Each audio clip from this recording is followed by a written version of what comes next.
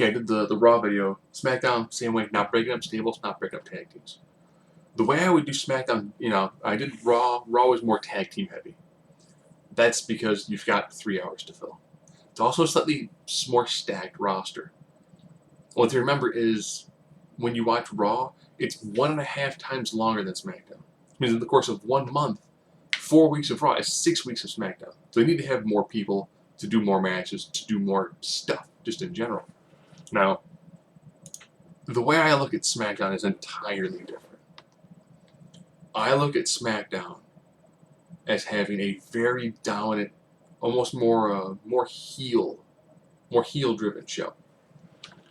So, I would love to base this show more around the Wyatt family and some of the more pseudo-supernatural characters. And I've got some more of the lower to mid guys because I want to be able to build up some of those stars. During the old time of the draft, it allowed you to have Raw was your main guys with 1 or 2 people you're trying to bring up. So you put those guys in with the big guys to give them that aura of, oh, Reigns on the same show as Orton, as Cena, as Brock, as Sting. It puts those big guys with someone else next to it that makes them kind of seem like they belong there. I want SmackDown to be almost kind of this would be the Dusty Rhodes show. He liked the characters who were almost slightly broken, who were missing something, who you could follow them on their journey. So, run this one pretty quick. I did say Wyatt family, so of course you got Bray, Rowan, Harper, and Strowman. And to add to this, I might just make this little. I got a spreadsheet, make it bigger, make it easier. Those of course who are wondering, I've got a 29-person roster with no call-ups. If I compare that to my Raw roster, with 4 call-ups was 34 people. With the small amount of call-ups, it was 39. So I've got more people on there, but they're more tag teams. So of course, I got the 4 Wyatts. To go along with them, yeah, I think those guys would be my more main event heels. And to go along with them, I would put the Ascension and Stardust. I think those guys work well as your mid-card stable. And I do think Bray could have a really unique discussion with Stardust. Stardust, agent of chaos, just wants to watch the world burn, works well, has that kind of Joker-esque viewpoint to him, where Bray just wants to structure an absolute desolation. So he might go, you know what? Your chaos works in keeping people away from detracting from my main goal. I didn't mention in the last video, but they'll probably discuss about, belts. Well, I would have IC on Raw, US on SmackDown, because that's where it works best at. If you are the Divas champ, you're on both shows. World Heavyweight champ, you're on both shows. For the tag champs, you're effectively on both shows. So I've gone through. I've got the Wyatt family. I've got the Ascension, and of course, to go with those guys, you need to have a pretty diverse group of people to go along with them. And I was looking through, and I was like, that's where I think Kane works best. You might notice they got kind of a weird, eclectic, supernatural feel to them. Almost pseudo-lucha undergroundish. Which I would like to see the Wyatts, as they become more dominant, have the way SmackDown looks and feels just be a little bit darker. A little more supernatural. That's why to keep with that, I also had the Lucha Dragons. Kane, Neville, Goldust, R-Truth. I want to have those more unique, different sort of characters that would have better interactions. Plus, I think those guys they're fun to watch. They enjoy what they do. Certain people, I was like, where do you put Fandango? I was like, I think Fandango works pretty well as a guy who's going to get just trashed by the Ascension. Or get just flat out trashed by the Wyatts. Same thing with someone like Ryder. they've got enough. The fans get behind him. You're like, yeah, he's getting annihilated.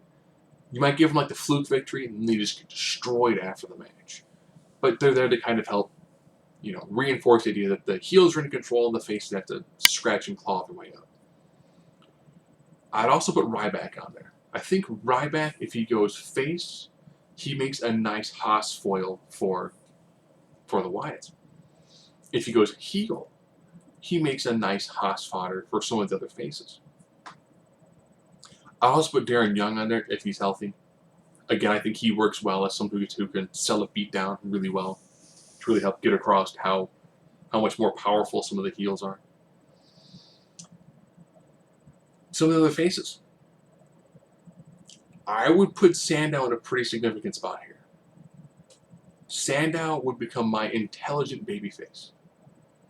He might team with one of the heels just to help, win a match. It's the enemy of my enemy is my friend, that sort of thing.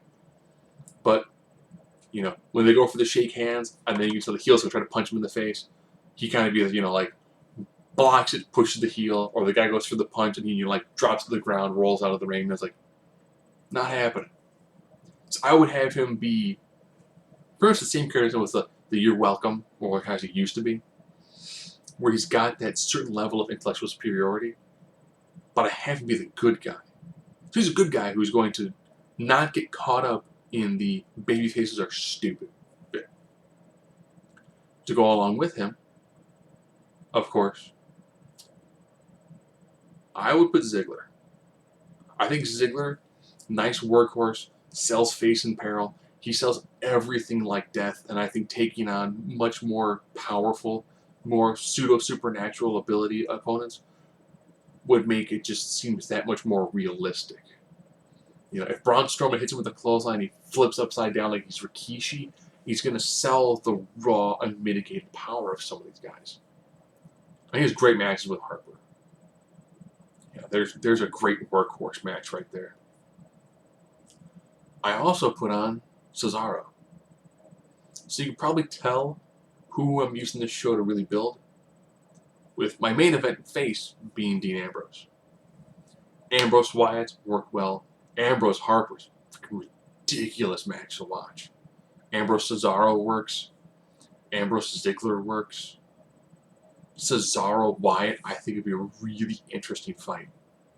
You saw the way that Bray matched up really well with stronger guys like Ryback. He puts on a great match with him. Roman Reigns puts on a great match. So with Cesaro, you've got a much more variety of moves, but still have great power moves. And I also think too that you could really sell the Swiss Superman in the more supernatural pseudo comic book sort of show, and have him be a guy who could pretty much put down someone like Braun Strowman. Have him get the victory, have him be the first person to beat Braun Strowman. And then you have him feud with Bray Wyatt. Does Bray need a title? It'd be unique to see the U.S. title on Bray. If nothing else, you could say, this is the trinket, this is the emblem of my power. And you're trying to take this from me. You're trying to take the control of SmackDown from me, and just, it works. Seeing Bray with a title? Crazy. And at the same time, it means that when you have a team like the New Day, if they're feuding with the Wyatts, that's one, it's a wicked promo. Two, the fact that they're going to be able to go, if you lose to the Wyatts, they're going to be on both shows.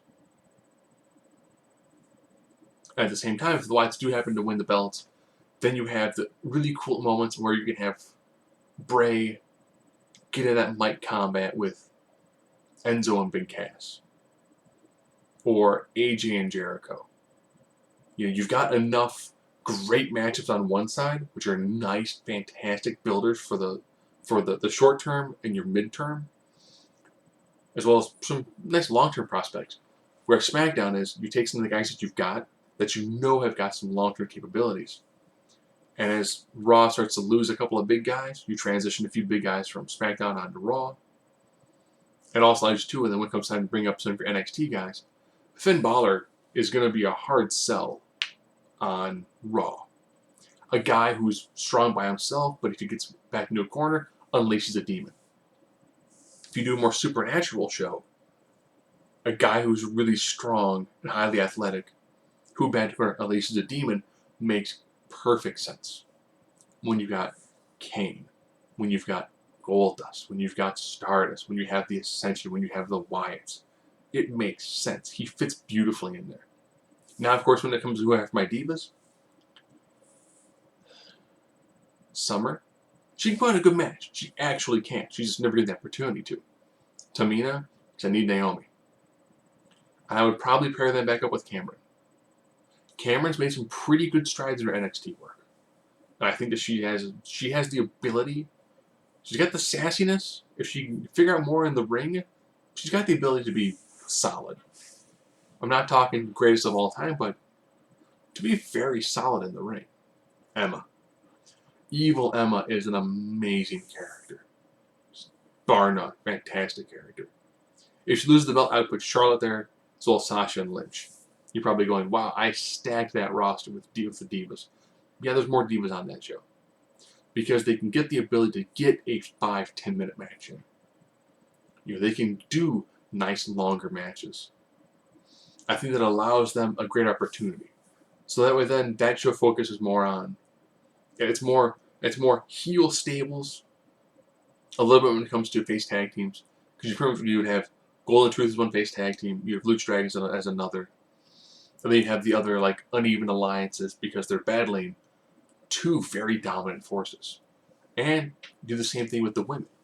You have your team of Naomi, Tamina, and Cameron. And that could be a pretty strong team. And that's now what forces, someone like Becky Lynch and Sasha to join forces again, which worked well.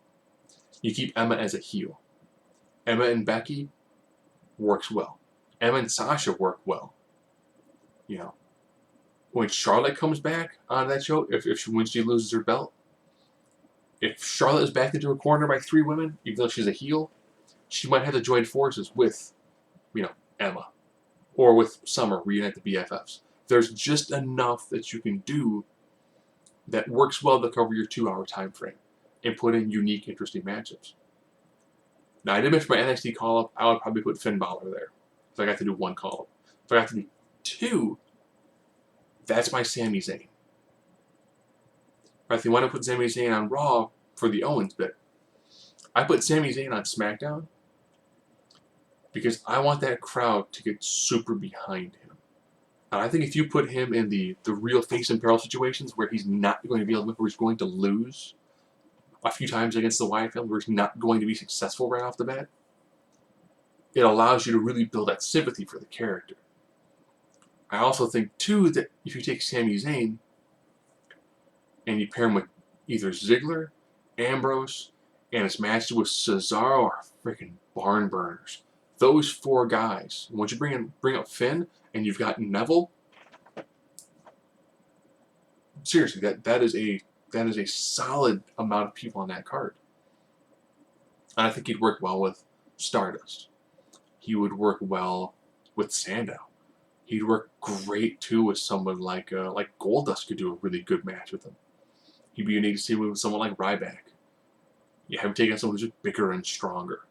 There's a lot of great things you can do to build up some of your real, true next generation of stars.